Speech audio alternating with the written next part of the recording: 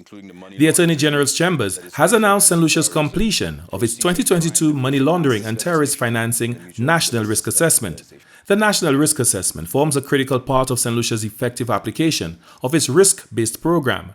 The risk assessment allows the country to identify, assess and understand its exposure to money laundering and terrorist financing, and implement measures to mitigate the identified risks. Juliana Alfred, Permanent Secretary in the Attorney General's Chambers and Chair of the National Anti-Money Laundering Oversight Committee, NAMLOC, said the committee has been working assiduously to ensure St. Lucia's readiness for re-rating. We've had quite a bit of legislative amendments undertaken. We've had a lot of consultation with various stakeholders. And very importantly, we've undertaken a national risk assessment. So our last national risk assessment was done sometime in 2019, and we completed the recent one in 2022. This risk assessment has said to us that we had medium overall for money laundering, and for terrorism financing, we had medium low. In 2019, St. Lucia was assessed as medium high for money laundering and medium for terrorist financing. It's clear, based on what we are seeing from the National Risk Assessment, that the efforts that the committee and St. Lucia has placed in addressing the deficiencies are paying off. So we're very happy about that.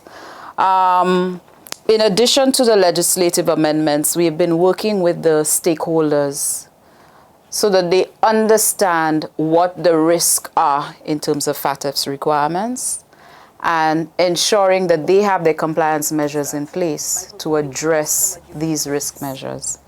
Attorney General Leslie Mondesi indicated that the government has passed a suite of legislative amendments, including money laundering legislation, anti-terrorism, proceeds of crime, virtual assets legislation, and the mutual legal assistance legislation.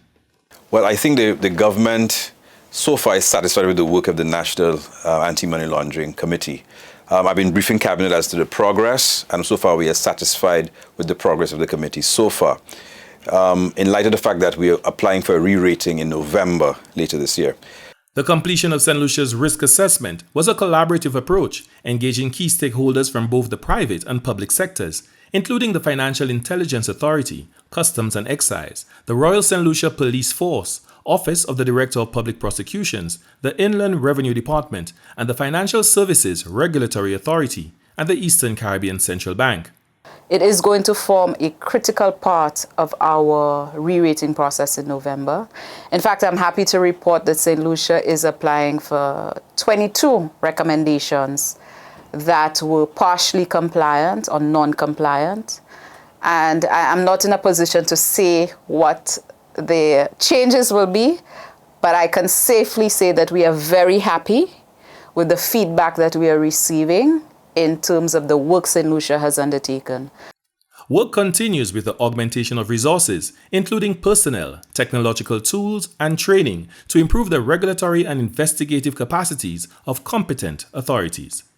For the National Competitiveness and Productivity Council, Glenn Simon reporting.